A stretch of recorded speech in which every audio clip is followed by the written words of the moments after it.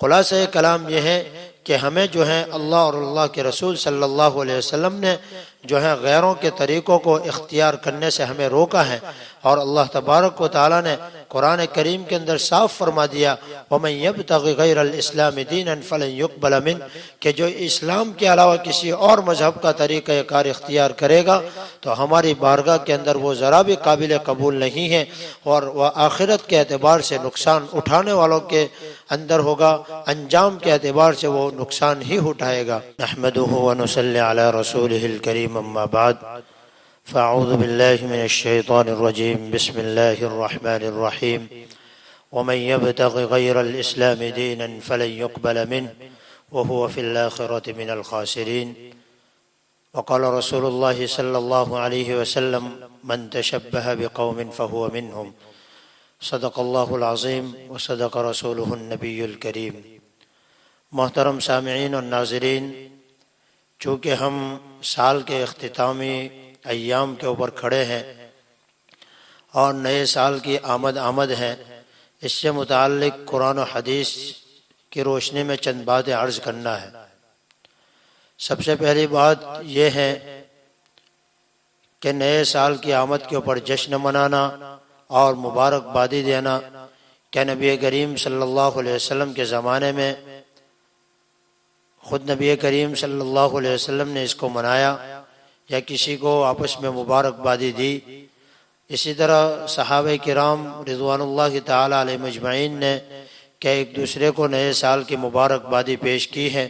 یا نئے سال کی آمد کے اوپر جشن منایا ہے۔ اسی طرح خلفائے راشدین کے زمانے میں چونکہ اسلام کافی ممالک تک پھیل چکا تھا اور ان ممالک کے اندر جو حکمران ہوا کرتے تھے وہ مسلمان ہی ہوا کرتے تھے، تو کیا ان مسلم حکمرانوں نے آپس کے اندر ایک دوسرے کو مبارکبادی اور نئے سال کی آمد کے اوپر جشن منایا یا نہیں؟ تاریخ کے اوراق جب پلٹتے ہیں اور ورق گردانی جب اس کی کرتے ہیں تو ایسی کہیں بات ہمیں نہیں ملتی کہ صحابہ کرام رضوان اللہ تعالی علیہ مجمعین نے اور ان کے زمانے میں کسی نے بھی نئے سال کی آمد کے اوپر مبارکبادی دی ہو یا نئے سال کی آمد کے اوپر جشن منایا ہو۔ اب یہ بات آئی تو آئی کہاں سے؟ تحقیق کے بعد یہ بات معلوم ہوتی ہے کہ یہ ایجاد عیسائیوں کی ہے۔ چونکہ عیسائی یہ مانتے ہیں کہ 25 دسمبر جو ہے حضرت عیسیٰ علیہ السلام کی پیدائش کا دن ہے، اور اسی کی خوشی کے اندر وہ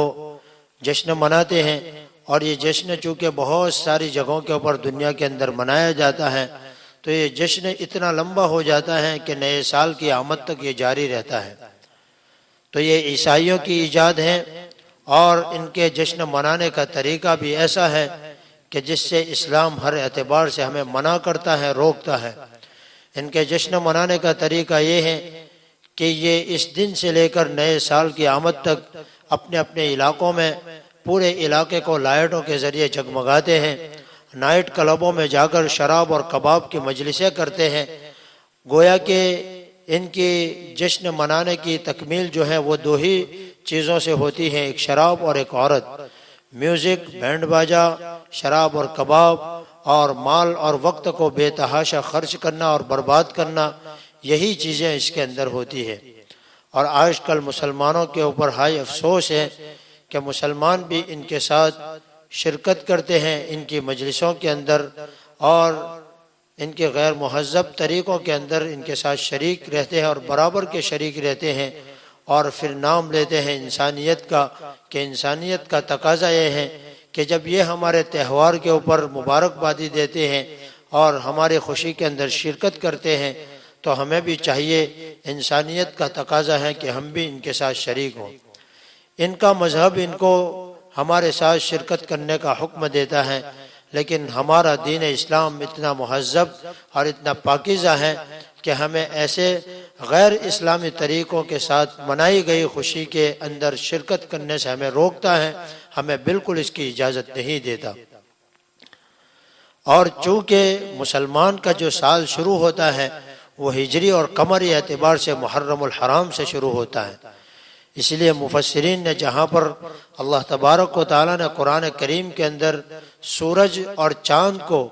پورے انسانیت کے لیے اور پوری دنیا کے نظام کے لیے جو مقرر کیا ہے اور اس کا بیان قرآن کریم کے اندر اللہ تبارک و تعالیٰ نے جو ذکر کیا ہے، اس کی تفسیر کے اندر مفسرین نے بات بہت تائید کے ساتھ لکھی ہے اور بہت سخت الفاظ میں لکھا ہے۔ مفتی شفیع صاحب نے معارف القرآن کے اندر، حضرت تھانوی نے بیان القرآن کے اندر یہ بات لکھی ہے کہ مسلمانوں کے چاہیے کہ اپنے تمام امور کو جو ہیں وہ ہجری اور قمری اعتبار سے انجام دے۔ اسی لیے حضرت تھانوی نے آگے بہت سخت الفاظ استعمال کرتے ہوئے لکھا ہے کہ اگر تمام مسلمان جو ہیں اپنے تمام تعلقات کو ہجری اور قمری اعتبار سے اپنے تعلقات کو ختم کر دیتا ہے اور صرف عیسوی اور شمسی اعتبار سے اپنے تمام امور کو انجام دیتے ہیں دنیا کے تمام مسلمان، تو یہ تمام کے تمام گنہگار ہوں گے، کیونکہ یہ فرض کفایہ ہے۔ حضرت نے لکھا ہے کہ یہ فرض کفایہ ہے۔ لیکن اگر مسلمان، بہت سارے مسلمان ہجری اور قمری اعتبار سے اپنے امور کو انجام دیتے ہیں تو پھر حضرت نے لکھا ہے کہ پھر شمسی جو ہے نظام کو بھی آدمی استعمال کر سکتا ہے، اس کے لیے اس کا استعمال کرنا مباح ہے۔ لیکن اگر تمام مسلمان ہجری اور قمری جو ہے نظام سے اپنا تعلقات ختم کر دیتا ہے تو پھر تمام کے تمام گنہگار ہوں گے۔ اس لیے مسلمان کا سال تو جو ہے قمری اور ہجری اعتبار سے محرم الحرام سے شروع ہوتا ہے۔ اور دوسری بات یہ ہے کہ ایک عقل مند انسان جس کے اندر ایک بنا بنایا دل ہوتا ہے تو وہ انسان جو ہے سال کے ختم ہونے کے اوپر اور نئے سال کی آمد کے اوپر خوشی نہیں مناتا، کیونکہ جو انسان عقل مند ہوتا ہے اور جو انسان عقل سے کام لیتا ہے وہ یہ سمجھتا ہے کہ یہ سال ختم ہوا مطلب میں موت سے اتنا قریب ہوتا جا رہا ہوں اور میری زندگی جو ہے دن بدن ختم ہوتی جا رہی ہے، برف کی طرح پگھل رہی ہے۔ تو عقل مند انسان جو ہے نئے سال کی آمد کے اوپر جشن نہیں مناتا، بلکہ جو سال اس کا زندگی کا ختم ہو گیا اس کے اوپر وہ افسوس کرتا ہے اور پھر اس کا محاسبہ کرتا ہے۔ پچھلا سال جو گزرا اس کے اوپر وہ محاسبہ کرتا ہے اور آئندہ سال کے لیے وہ ایک توشہ تیار کرتا ہے، اپنی زندگی گزارنے کا ایک لائحہ عمل تیار کرتا ہے کہ اب جو زندگی میری پچھلے سال گزری وہ اللہ کی نافرمانی کے اندر کتنی گزری، اللہ تعالیٰ کے احکام کی فرما برداری کے اندر کتنی گزری، اور بقیہ زندگی کے جو وقت مجھے مل رہا ہے اب مجھے اس کو کس طرح گزارنا ہے، وہ ایک پوری پلاننگ کرتا ہے۔ خلاصہ کلام یہ ہے کہ ہمیں جو ہے اللہ اور اللہ کے رسول صلی اللہ علیہ وسلم نے جو ہے غیروں کے طریقوں کو اختیار کرنے سے ہمیں روکا ہے، اور اللہ تبارک و تعالیٰ نے قرآن کریم کے اندر صاف فرما دیا وَمَن يَبْتَغِ غَيْرَ الْإِسْلَامِ دِينًا فَلَن يُقْبَلَ مِنْهُ، کہ جو اسلام کے علاوہ کسی اور مذہب کا طریقہ کار اختیار کرے گا تو ہماری بارگاہ کے اندر وہ ذرا بھی قابل قبول نہیں ہے، اور وہ آخرت کے اعتبار سے نقصان اٹھانے والوں کے اندر ہوگا، انجام کے اعتبار سے وہ نقصان ہی اٹھائے گا۔ اور اللہ کے رسول صلی اللہ علیہ وسلم نے فرمایا من تشبہ بقوم فہو منہم، کہ جو جس قوم کی مشابہت اختیار کرے گا وہ انہی میں اس کا شمار ہوگا۔ اس لیے اللہ کے رسول صلی اللہ علیہ وسلم نے ایک ترغیب دیتے ہوئے ارشاد فرمایا من حسن اسلام المرء ترکہ ما لا یعنی، کہ انسان کی اسلام کی خوبی یہ ہے کہ وہ لا یعنی اور بیہودہ اور بے مقصد جو ہے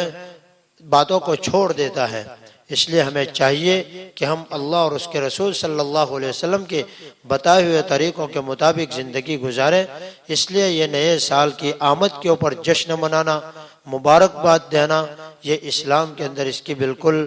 گنجائش نہیں ہے، اس کی بالکل اجازت نہیں ہے، قرآن و حدیث کے اندر اس کا کوئی ثبوت نہیں ہے۔ اللہ تبارک و تعالی ہمیں قرآن و سنت کے مطابق زندگی گزارنے کی اور اس کو راضی کر دینے والے اعمال کے ساتھ زندگی گزارنے کی، نبی علیہ الصلوۃ والسلام کی ایک سنت کو اپنی زندگی کے اندر لا کر اس کے مطابق زندگی گزارنے کی توفیق نصیب فرمائے۔ وآخر دعوانا ان الحمد للہ رب العالمین۔